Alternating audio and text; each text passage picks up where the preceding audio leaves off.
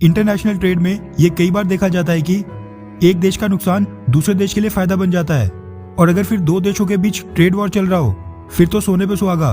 उदाहरण के तौर पर अब कुछ ही महीनों पहले जब चाइना द्वारा कोरोना वायरस फैलाने पर ऑस्ट्रेलिया ने उसके खिलाफ अंतर्राष्ट्रीय जांच की मांग की थी, इसके बाद चाइना ने ऑस्ट्रेलिया को सबक सिखाने के लिए ऑस्ट्रेलिया से इंपोर्ट होने वाली कई तरह की आइटम्स पर रोक, एंटी डंपिंग ड्यूटी और टैरिफ थोप दिए थे।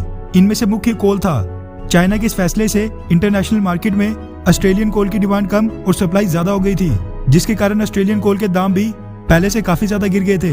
उस समय से आज तक भारत इसका भरपूर फायदा उठा रहा है, और जो हाई ग्रेड कोल हम इंडोनेशिया और साउथ अफ्रीका से इंपोर्ट करते थे वो अब हम डिस्काउंटेड प्राइस पर ऑस्ट्रेलिया से इंपोर्ट कर रहे हैं, जिससे भारत को सालाना कई बिलियन डॉलर्स का फायदा हो रहा है। अब ठीक वैसे ही ब्राजील और थाईलैंड के घाटे से आजकल भारत फिर से मालामाल हो रहा है। दरअसल financial express, economic times, business standard और कई मीडिया हाउसेस के हवाले से मीडिया रिपोर्ट सामने निकल कर आ रही है कि इंटरनेशनल मार्केट में शुगर की हाई डिमांड के कारण भारत के शुगर एक्सपोर्ट्स में भारी उछाल देखने को मिल रहा है।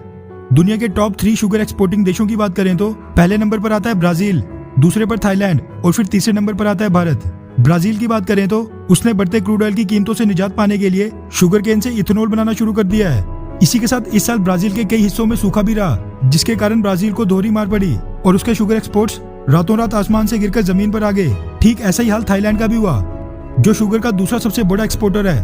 वहां पर भी इस साल सूखे के कारण गन्ना फसल बर्बाद हो गई थी, इसलिए टॉप के ये दोनों शुगर एक्सपोर्टिंग देश बाकी दुनिया की शुगर डिमांड्स को तो पूरा नहीं कर पा रहे थे। इसलिए भारत, जो शुगर एक्सपोर्टिंग देशों में तीसरे नंबर पर आता है, हमारी शुगर की डिमांड इंटरनेशनल मार्केट में लगातार बढ़ते जा रही है। रिपोर्ट्स के मुताबिक आज के टाइम पर शुगर डिमांड हाई होने के कारण शुगर प्राइसेस आम प्राइसेस से 20% ज्यादा चल रहे हैं।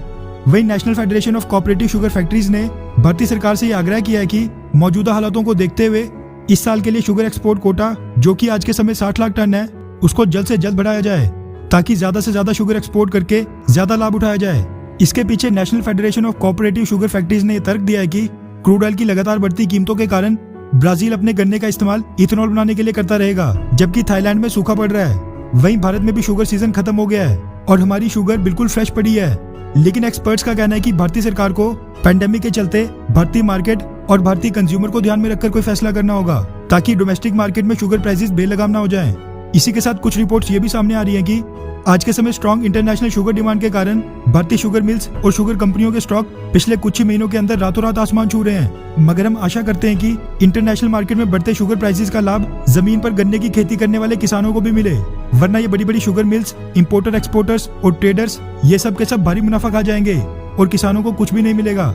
इसलिए भारतीय सरकार को शुगर एक्सपोर्ट्स को मॉनिटर करके बढ़े हुए शुगर प्राइसेस का लाभ किसानों तक पहुंचाने का प्रावधान करना चाहिए।